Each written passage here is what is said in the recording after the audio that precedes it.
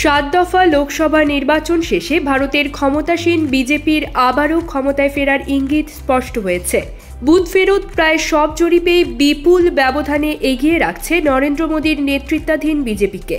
এতে টানা তৃতীয়বারের মতো প্রধানমন্ত্রী হয়ে হ্যাট্রিক করতে যাচ্ছেন নরেন্দ্র মোদী।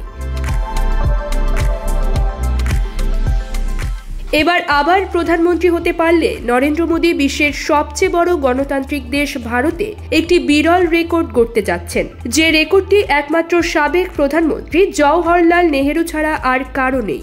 সেটি হচ্ছে একটানা 3 বার প্রধানমন্ত্রীর দায়িত্ব সামলানো।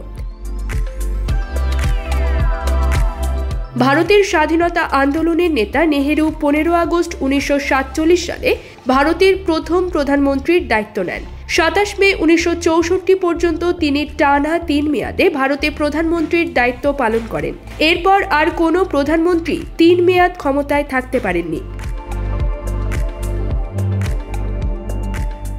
গুজরাটের মুখ্যমন্ত্রী নরেন্দ্র মোদী প্রথমবার প্রধানমন্ত্রী হন 2014 সালে। এরপর 2019 সালের নির্বাচনে দ্বিতীয়বারের মতো প্রধানমন্ত্রী নির্বাচিত হন। এবারের বুথ ফেরত জরিপ সঠিক হলে মোদীর তৃতীয় মেয়াদে ক্ষমতায় ফেরার সময়ের অপেক্ষা মাত্র, কেননা বিজেপিতে মোদীর এখনও কোনো বিকল্প নেই। মোদীর বর্তমান বয়স 73 বছর। আগামী বছরের সেপ্টেম্বরে তার বয়স হবে 75 বছর। ক্ষমতাসীন বিজেপিতে 75 বছর বয়সে রাজনীতি থেকে অবসরে যাওয়ার অঘোষিত একটি নিয়ম রয়েছে। লালকৃষ্ণ আদভানি, মুরলী মনোহর যোশী, সুমিত্রা মহাজনেরা সেই নজির স্থাপন করেছেন। নরেন্দ্র মোদীও কি তাদের পথে হাঁটবেন, নাকি নতুন উদাহরণ সৃষ্টি করবেন, সেটা নিয়ে রয়েছে আলোচনা। News desk, focus TV.